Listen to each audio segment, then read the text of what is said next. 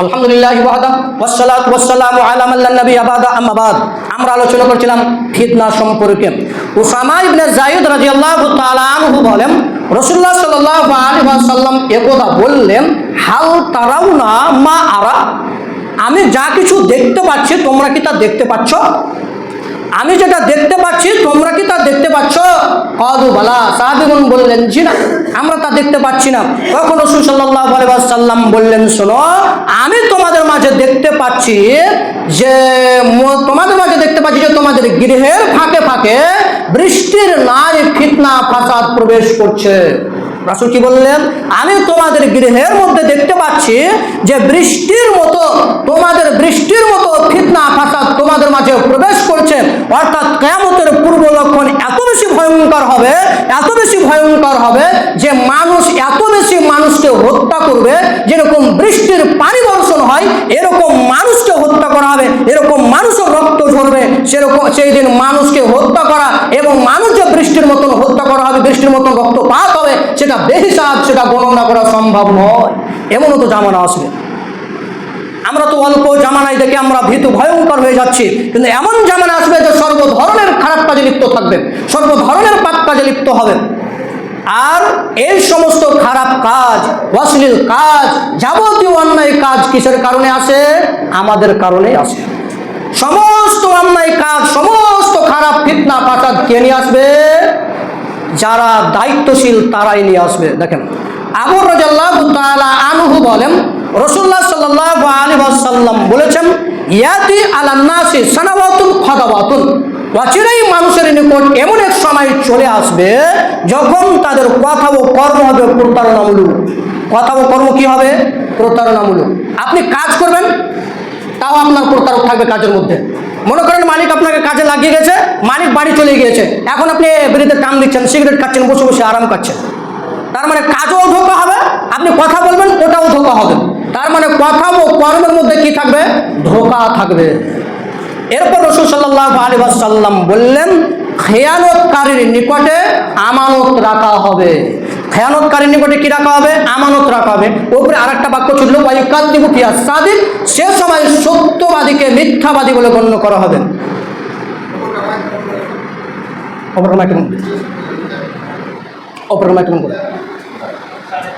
ওয়ায়ুসাদ্দিকু ফিহাল কাযিব, সে সময় মিথ্যাবাদীকে সত্যবাদী বলে গণ্য করা হবে।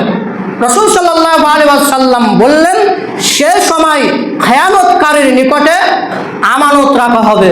আমানত কার নিকটে রাখা হবে? খেয়ানতকারীর নিকটে রাখা হবে। তার মানে আমানতটা রাখা হবে কার নিকটে? আমাদেরকে লক্ষ্য রাখবেন, আমাদেরকে লক্ষ্য রাখেন না। আমি তো ভুল আলোচনা করছি, সঠিক আলোচনা করছি, যেটা হাদিস কোরআন সেটা বয়ান করছি, এত ভয় কিসের? খেয়ানতকারীর নিকটে আমানত রাখা হবে। এরপরে তিনি বললেন যে আমানতদার ব্যক্তিকে খেয়ানতকারী হিসাবে গণ্য করা হবে। যারা আমানত রাখবে যার নিকটে, যিনি সত্যবাদী, তাকে মিথ্যাবাদী বলে কি করা হবে? গণনা করা হবে।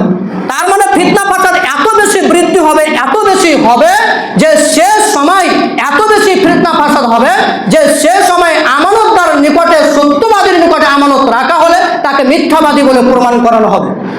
আর যার নিকটে, যে ব্যক্তি খেয়ানতকারী, তার নিকটে আমানত রাখা হবে তাকে সত্যবাদী বলে। এখন পরিস্থিতি কি হচ্ছে বলেন তো? যারা খেয়ানত করছে তাদের নিকটে কি রাখা হচ্ছে? আমানত রাখা হচ্ছে। তাদের নিকটে কি রাখা হচ্ছে?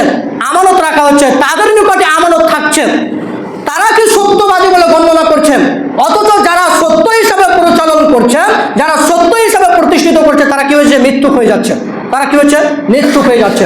এরপর রাসূল সাল্লাল্লাহু আলাইহি ওয়াসাল্লাম বললেন, ওয়ায়ানতুকু ফিহা রায়বিতা, সে সময় জনগণের নেতৃত্ব দিবে, সে সময় জনগণের নেতৃত্ব দিবে আর রাজুলু তাবিউ ফিল আমরি আম্মা, সে সময় জনগণের নেতৃত্ব দেবে ইতর শ্রেণীর মানুষ, নিকৃষ্ট মানুষ, খারাপ মানুষ যারা, ওরাই জনগণের নেতৃত্ব দিবে। এই হাদিসটা আরো বিস্তারিতভাবে আলোচনা আমরা করতাম, কিন্তু পরিস্থিতি বোঝা যাচ্ছে উল্টা, পরিস্থিতি বোঝা যাচ্ছে উল্টা। আর রাজুলু তাবিউ ফিল আমরি আম্মা, এটাকে বোঝানোর জন্য অনেক বিশ্লেষণ ছিল, এতটুকু শুধু আপনাকে বুঝতে হবে, সে সময় জনগণের নেতৃত্ব দিবে ইতর শ্রেণীর মানুষ, যারা নিকৃষ্ট মানুষ, যারা খারাপ মানুষ, তারা নেতৃত্ব দিবে।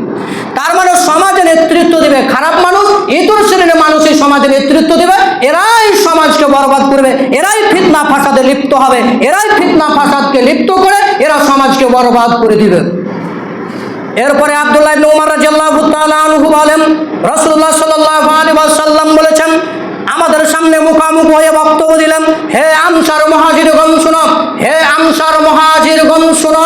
তো চিরেই আল্লাহ রাসূল সাল্লাল্লাহু আলাইহি ওয়াসাল্লাম আনসার মুহাজিরদেরকে বলছেন যে কিয়ামতের পূর্বে তোমাদের 5টি পরীক্ষায় কষ্টই ফেলা হবে, আর আমি ওই 5টি কষ্টের বিষয়ে সমস্যার সমাধান করার জন্য আল্লাহর নিকট আশ্রয় প্রার্থনা করি। তার 1 নম্বরে তিনি বললেন, যখন কোনো সম্প্রদায়ের মাঝে অশ্লীলতা ছড়িয়ে পড়বে, যখন কোনো সম্প্রদায়ের মাঝে অশ্লীলতা ছড়িয়ে পড়বে এবং ওই অশ্লীল প্রকাশ্যভাবে কাজে লিপ্ত থাকবে, তখন রাসূল সাল্লাল্লাহু আলাইহি ওয়াসাল্লাম বলছেন তখন মহামারী এবং এমন কিছু রোগ আসবে যা পূর্বে কারো ছিল না। রাসূল কি বললেন যে যখন কোনো সম্প্রদায়ের অশ্লীল কাজ প্রকাশ্য হবে তখন মহামারী, এমন অসুখ, এমন রোগ পৃথিবীতে আসবে যা পূর্বে ছিল না। 2 নম্বর রাসূল সাল্লাল্লাহু আলাইহি ওয়াসাল্লাম বলেন, যখন মানুষ ওজনে এবং মাপে যখন কম দিবে, যখন মানুষ ওজনে এবং মাপে কম দিবে তখন দুর্ভিক্ষ এবং খাদ্যদ্রব্যের সংকট এবং অত্যাচারী শাসকের দুঃশাসন নেমে আসবে। বিষয়গুলো অনেক জটিল, অনেক ভাইটাল বিষয়।